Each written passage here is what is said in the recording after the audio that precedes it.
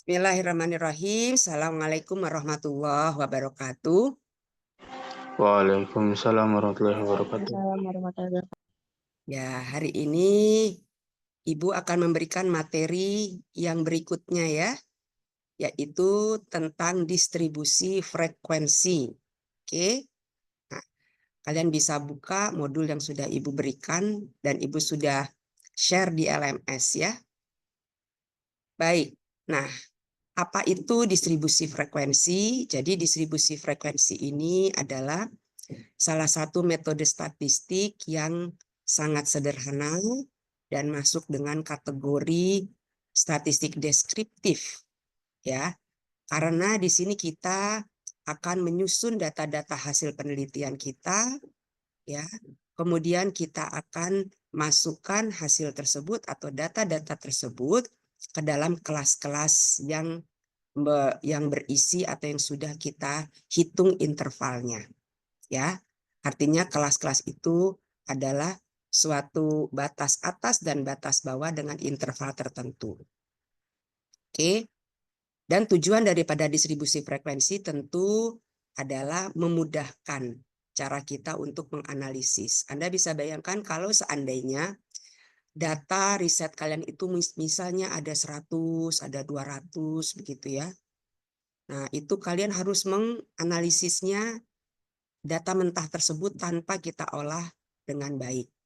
Nah, itu akan merepotkan. Nah, salah satunya adalah kita buat secara distribusi frekuensi, kita buat tabel-tabelnya itu ya dengan kolom-kolom yang yang sudah ada template-nya, itu akan memudahkan kita untuk melakukan analisisnya. Nah, distribusi frekuensi ini dibedakan atas dua jenis ya, ada data berkelompok dan data tidak berkelompok atau data tunggal. Oke. Nah, di pertemuan kali ini atau di mata kuliah statistik elementer atau biostatistik ini Ibu hanya fokus di data berkelompok saja. Ya. Tapi kalau kita ingin Ibu akan refresh data tunggal itu seperti apa sih misalnya. Data tunggal ini seperti ini, kita punya data mentah seperti ini ya. Kemudian kita akan diminta pertanyaan misalnya. Berapa jumlah mahasiswa yang memperoleh nilai 6 atau 8? Ini data hanya 10 data.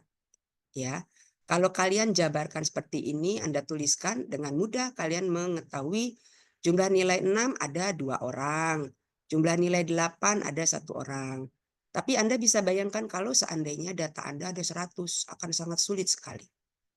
Nah, untuk itulah maka data itu perlu dikelompokkan dan kita akan olah dengan distribusi frekuensi. Ya. Baik. Nah, sekarang apa itu data yang dikelompokkan? Ya, data yang diperoleh dari hasil pengamatan atau pengukuran dan diolah dengan melakukan pengelompokan berdasarkan interval-interval tertentu. Ya. Baik. Nah, di sini ada beberapa rumus yang kalian harus kuasai atau kalian harus hitung sebelum kalian menulis atau membuat tabel distribusi frekuensi. Yang pertama adalah jumlah data atau simbolnya N. Ya, itu artinya jumlah seluruh data atau seluruh hasil riset kita. Kemudian R atau rentangan. Ini rumusnya adalah data tertinggi dikurangi data terendah. Jadi Anda harus tahu atau Anda cek data yang Anda kumpulkan itu mana yang paling rendah dan mana yang paling tinggi. Kemudian Anda kurangi. Itu adalah rentangan. Kemudian ada jumlah kelas. Ya, jumlah kelas ini adalah simbolnya K kecil. Ya, jumlah kelas ini punya rumus K sama dengan 1 plus 3,322 log N. Oke. Kemudian rumus yang keempat yaitu interval kelas. Simbolnya adalah I. Ya. Ini adalah rumusnya yaitu R besar atau rentangan dibagi dengan K, nilai K. Ya. Dan ini ada syaratnya K dikali I lebih besar sama dengan R ditambah 1. Nah, namun Ibu dengan syarat ini Ibu tidak terlalu pusing ya. Anda bisa skip saja. Artinya ada cara mudah yang nanti Ibu akan sampaikan. Ya. Misalnya di sini yang namanya interval, kalau interval kelasnya 10, ya. Berarti misalnya kita punya rentang kelasnya itu 85, batas bawah 85 sampai 94. Nah, ini 85 sampai 94 itu intervalnya 10. Ya, Anda bisa tambah, caranya bisa yang paling rendah ini kita pasti akan tahu dulu data yang terendah dulu. 85 ditambah dengan, kalau intervalnya 10 ditambah dengan 10 dikurangi 1. Ya, jadi 85 ditambah 10 adalah 95, kemudian dikurangi 1 adalah 94. Berarti batas atasnya adalah 94. Atau kita katakan di kelas ini ya, rentang kelasnya adalah 10. 5 sampai 94. Oke. Yang berikutnya batas kelas. Tadi Ibu sudah katakan ada namanya batas kelas bawah ya, dan batas kelas atas.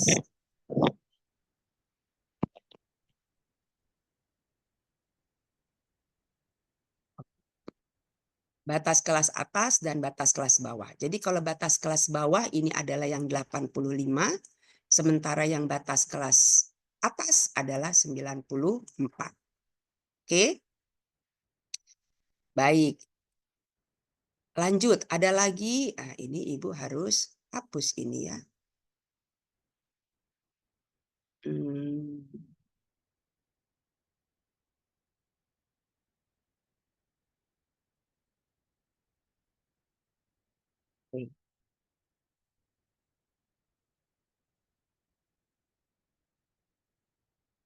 Ups.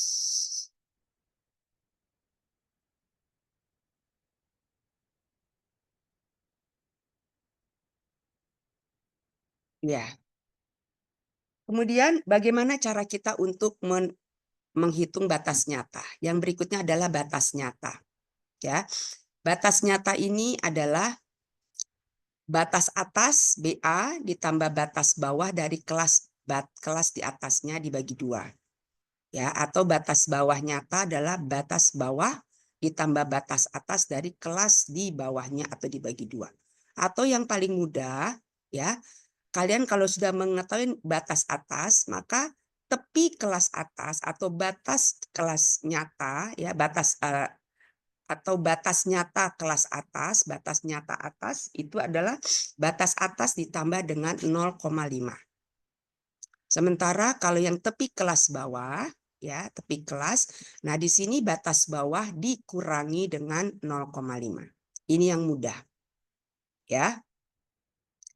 Rumus berikutnya adalah midpoint. Simbolnya adalah M kecil I atau X besar I. Nah ini hati-hati ya. Saat ini Ibu hanya menggunakan MI dulu.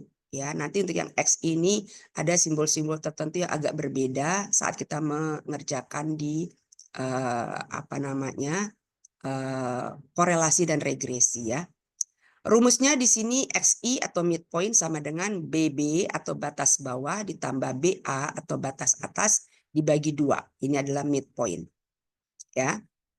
Yang terakhir adalah nilai kumulatif kurang dari dan lebih dari atau FK kurang dari dan FB dan FK lebih dari. Ya. Bagaimana cara menghitung FK kurang dari? Yaitu kita menghitung frekuensi ya secara akumulasi dari atas. Dari atas ke bawah. Ya, kita mulai dengan nilai 0 dulu untuk memudahkan. Kemudian kalau yang frekuensi kumulatif lebih dari, ya kita hitung secara akumulasi mulai dari bawah ya ke atas. Jadi dari bawah kita hitung ke atas dan nilainya di sini adalah 0. Ya, kita mulai dengan nilai 0 maksudnya. Oke. Baik.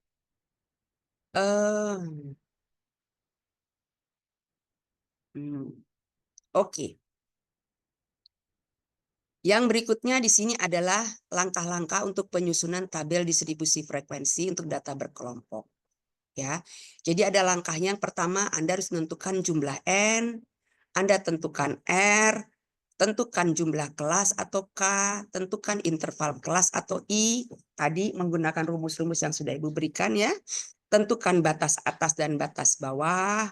Kemudian Anda masukkan ke dalam kelas-kelas yang sudah Anda hitung ya. frekuensinya sesuai ya tadi ya setiap kelas itu, dan juga intervalnya seperti apa. Kemudian hitung midpoint-nya, batas nyata dan frekuensi kumulatif, sehingga Anda akan membentuk tabel distribusi frekuensi. Oke, nah sekarang kita akan masuk ke latihan soal. Kalian perhatikan baik-baik ya. Nah ini contoh soal nih. Ini adalah contoh soal ada hasil pengukuran atau data riset sekitar ada berapa ini? Ada 50 data. Nah inilah yang nanti pada saat kalian melakukan riset, data-data seperti inilah yang kalian akan hasilkan. Nah, kalian akan punya data banyak sekali begitu ya.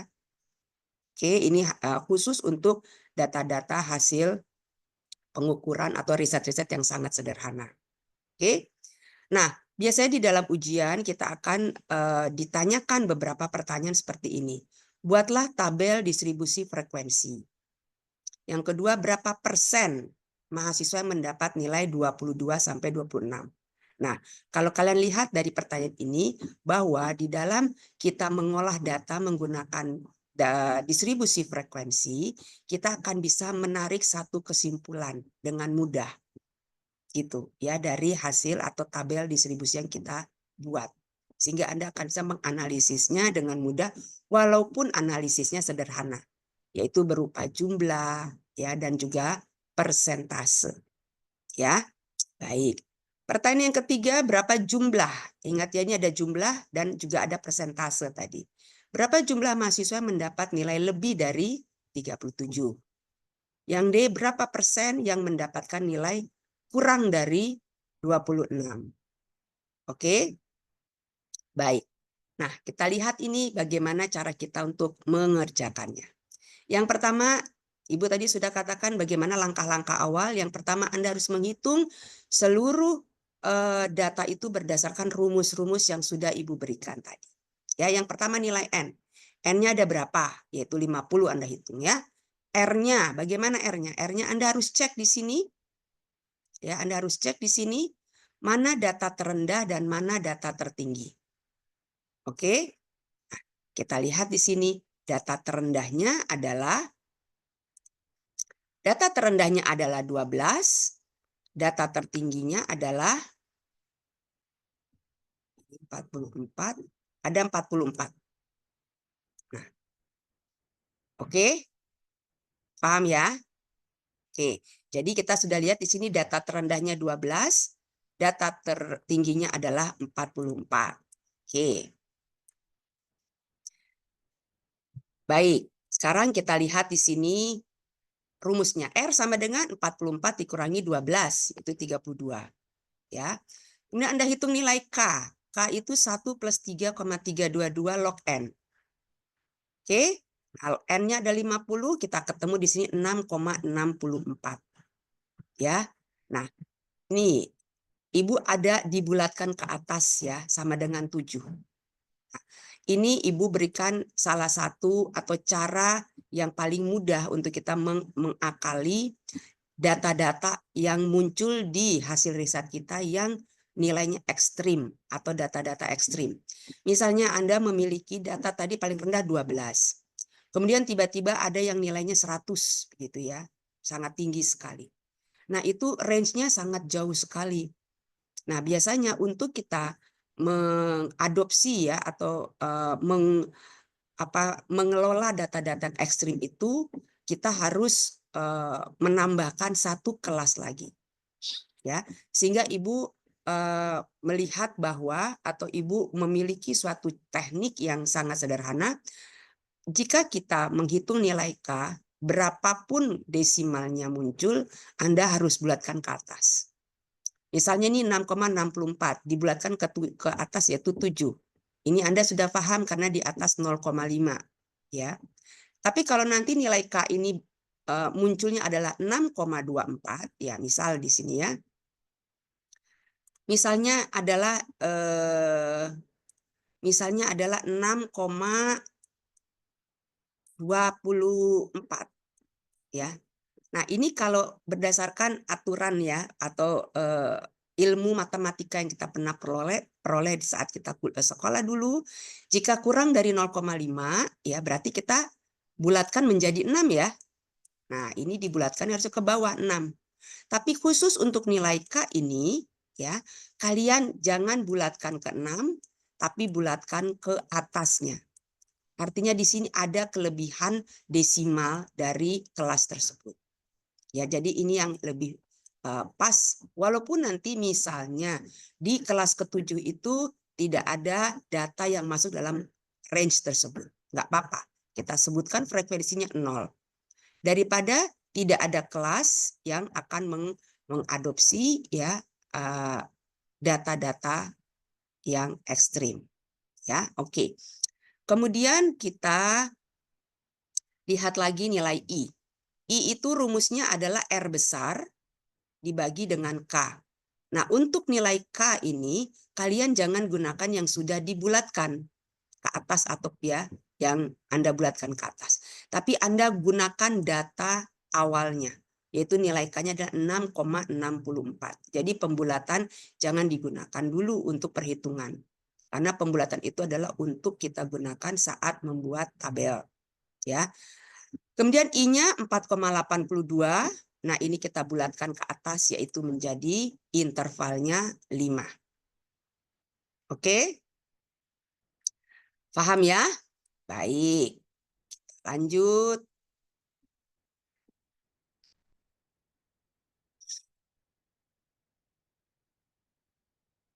Nah, sekarang kita lihat di sini. Inilah yang dinamakan tabel distribusi frekuensi. Jadi setelah kalian menghitung rumus-rumus yang tadi di atas ada nilai N, nilai R, nilai K, nilai I, Anda baru bisa mengerjakan tabel distribusi frekuensi.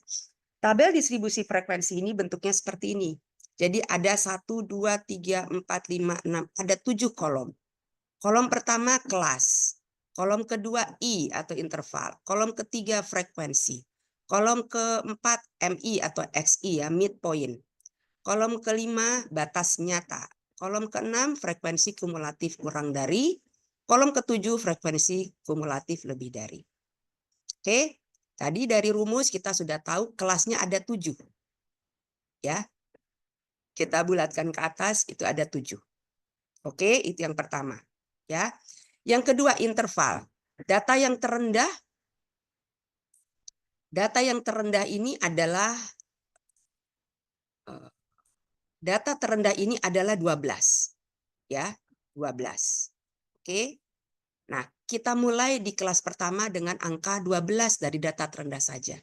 Walaupun kalau Anda lihat di buku-buku lain ada yang memulai lebih mudah jadi 10, Bu, yang dibulatkan aja 10 dan seterusnya. Boleh, tetapi kalau di cara Ibu ini akan lebih mudah untuk kalian, buatlah dari data yang kita miliki, yaitu data terendah. Kemudian setelah itu kita hitung berapa batas atasnya. Yaitu dengan cara, bagaimana menghitungnya? Yaitu kita punya intervalnya tadi berapa? Intervalnya adalah 6 ya. Berapa intervalnya?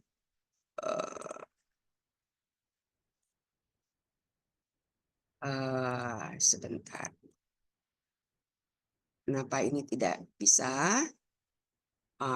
Ya, intervalnya di sini adalah tadi berapa? Sorry, 5. Intervalnya adalah 5. Ya. Nah, kita mulai di sini. 12 ditambah 5 dikurang 1. 12 tambah 5, 17. Dikurang 1 jadi 16. Nah, ini interval kelasnya. Oke. Baik. Kemudian kelas kedua dari 16 kita lanjut ke angka 17. Dan seterusnya. Ya, Anda bisa lihat di sini. Kemudian untuk menghitung frekuensi, bagaimana menghitung frekuensi? Frekuensinya kelas pertama yaitu 5. Bagaimana cara menghitungnya? Anda cek di data mentah kalian.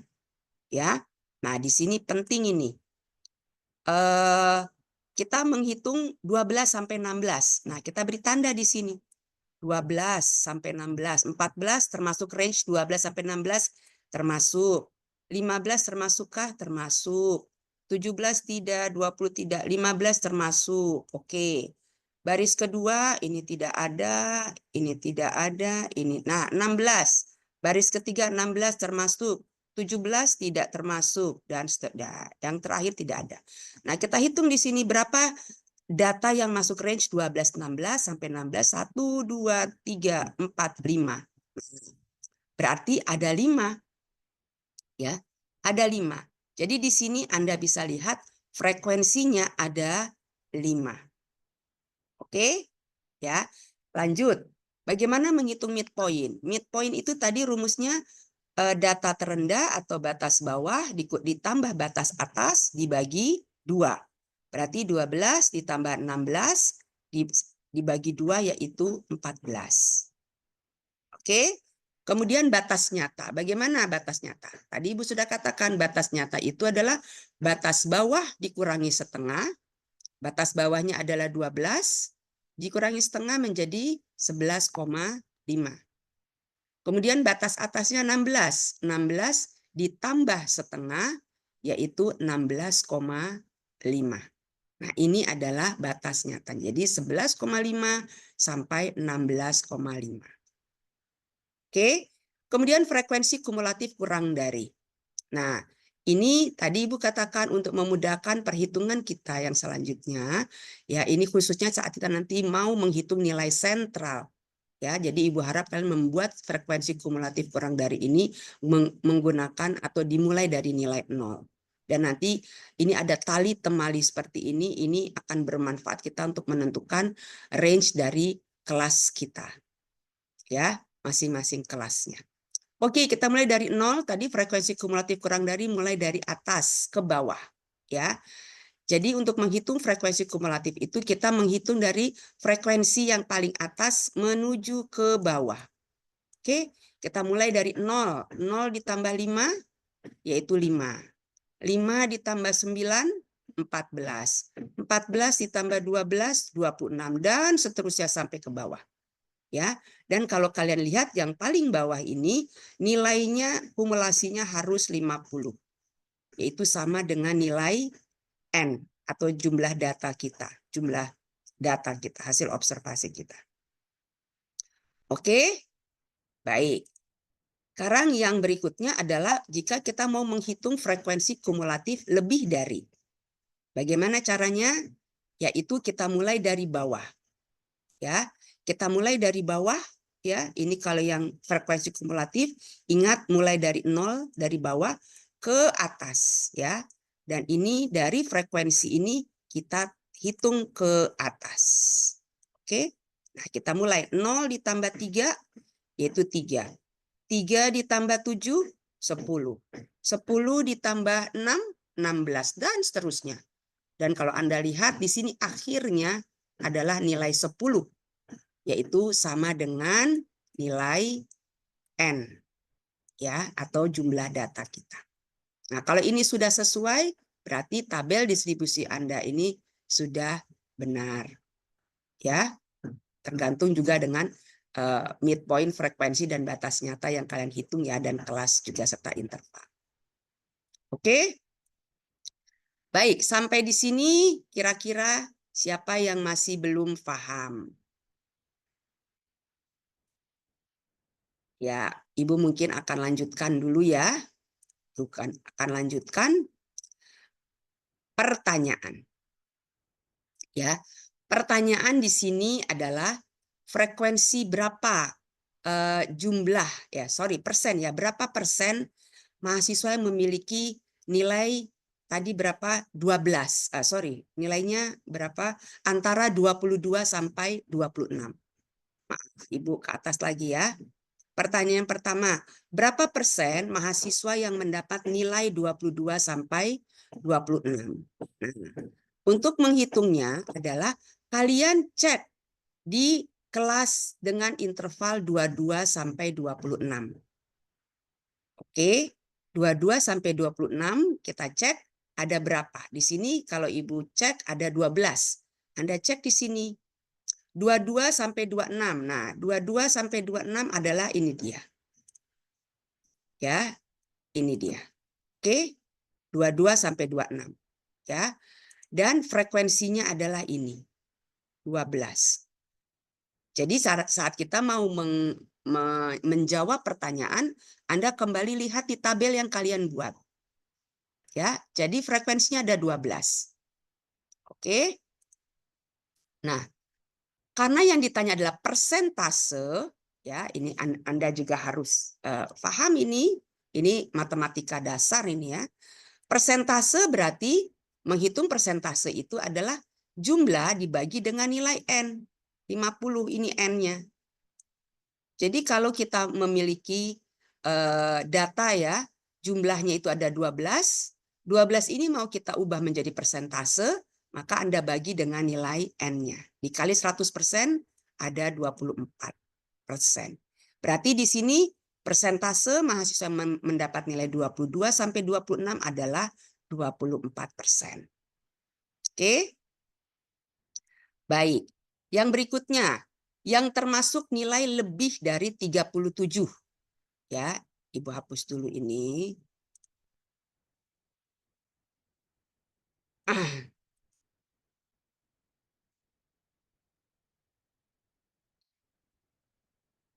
Yang termasuk nilai lebih dari 37. Nah, di sini kalian cek lagi ke atas, ya. Lebih dari 37, ya. 37 ini ada di kelas ke-6, ya. Kalau lebih dari berarti kelas ke-6 sampai kelas ke-7 ya. Ini 37 sampai 41, kemudian 42 sampai 46. Nah, Anda lihat di sini frekuensinya, ya. Frekuensinya di sini adalah 39 dan 44. Ya, berarti yang memiliki nilai lebih dari 37 adalah 39 ditambah 44, yaitu, nah ini dia, ya. 39 tambah 44 berarti ada sekitar, yang lebih dari frekuensi kok 7? Bukan tuh. Oh, kok 34. Maaf. Masya Allah. Maaf, Ibu salah melihatnya. Nah, ini dia. Frekuensinya di sini adalah bukan 34 ya, makanya kok besar sekali. Frekuensi kelas ke-6 adalah 7, frekuensi kelas ke-7 adalah 3. Oke? Nah, kemudian kita lanjut ke bawah ya. 3 tambah 7 adalah 10 ya. Nah, berarti jumlah mahasiswa yang mendapatkan nilai lebih dari 37 adalah 10 orang. Oke? Paham ya sampai di sini? Ini enggak ada masalah. Yang kedua, berapakah yang termasuk nilai kurang dari 26? Ya, berapa persen? Pertanyaan berapa persen mahasiswa yang mendapatkan nilai kurang dari 26? Nah, kita cek lagi di tabel. 26 itu ada di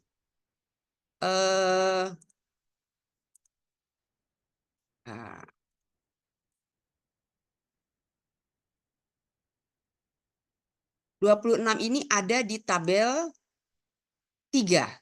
Karena pertanyaan adalah kurang dari, berarti kalian harus melihatnya di kelas-kelas yang lebih kecil. Yaitu 17 sampai 21 termasuk, 12 sampai 16 termasuk. Jadi angka-angka atau nilai-nilai di sini ya termasuk kepada yang kurang dari 26. Dan ini adalah, nah ini dia, frekuensi yang ketiga 12, frekuensi kedua adalah 9, frekuensi ke-1 adalah 5. Kalau kita jumlahkan di sini ada berapa? 26. Ya.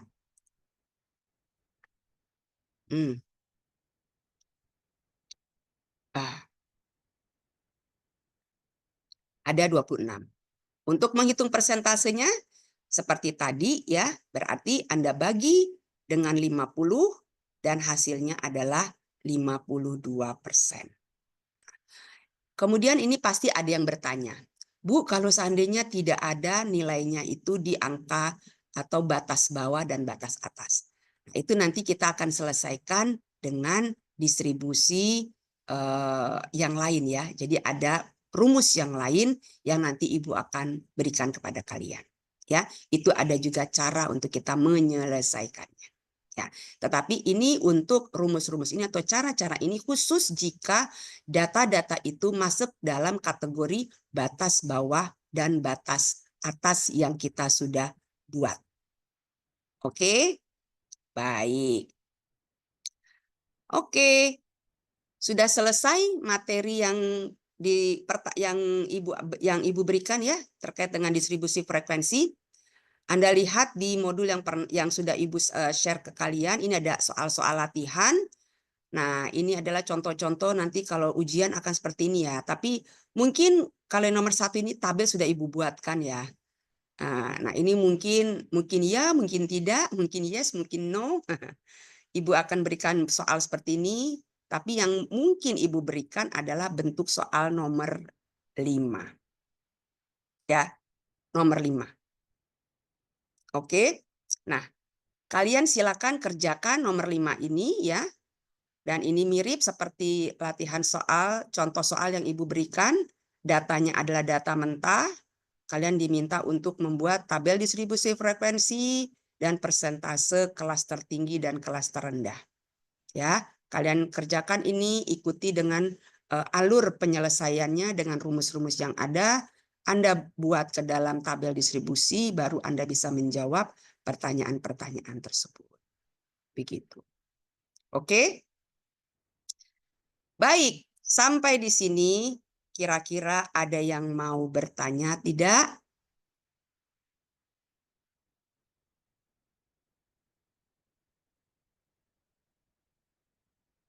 Baik, kalau seandainya tidak ada ya mungkin nanti sambil diskusinya sambil berjalan ya. Kalian kerjakan dulu dan Ibu harap kalian bisa bekerja secara berkelompok. Tapi kalau memang saat ini kalian di rumah masing-masing nggak masalah. Nanti kalau saat kita bertemu nanti di kelas ya, nanti kita akan lebih mudah untuk berdiskusi. Jadi Ibu harap ke depan kalau ada dari mahasiswa yang mungkin agak kurang ya dalam hitung-menghitung, lebih baik kalian belajar bersama atau mengerjakan soal-soal ini secara bersama. Sehingga saat nanti kalian ujian, kalian akan jauh lebih mudah. Dan jangan lupa, Ibu sudah ingatkan di awal, untuk mengikuti mata kuliah statistik elementer atau biostatistik ini, Anda siapkan kalkulator untuk hitung-menghitung ya, sehingga akan lebih mudah. Jangan menggunakan HP kalian, ya. Ibu sarankan menggunakan kalkulator. Oke, kalau begitu Ibu selesaikan dulu materi ini dan kalian siapkan kertas, kemudian kalian kerjakan latihan soal. Ibu akan tunggu mungkin selama 30 menit nanti bagi siapapun yang bisa untuk mengerjakannya dan kalian bisa menjelaskannya ya dan benar. Kemudian seperti janji Ibu, kalian akan mendapatkan 5 poin untuk tugas-tugas ya yang kalian sudah selesaikan secara baik dan benar. Oke? Baik, silakan. Ini Ibu akhiri dulu ya recordingnya sehingga sudah selesai di materi ya supaya agak lebih bagus ya closingnya ya. Oke, terima kasih. Assalamualaikum warahmatullahi wabarakatuh. Nanti kita lanjut lagi ya untuk diskusi.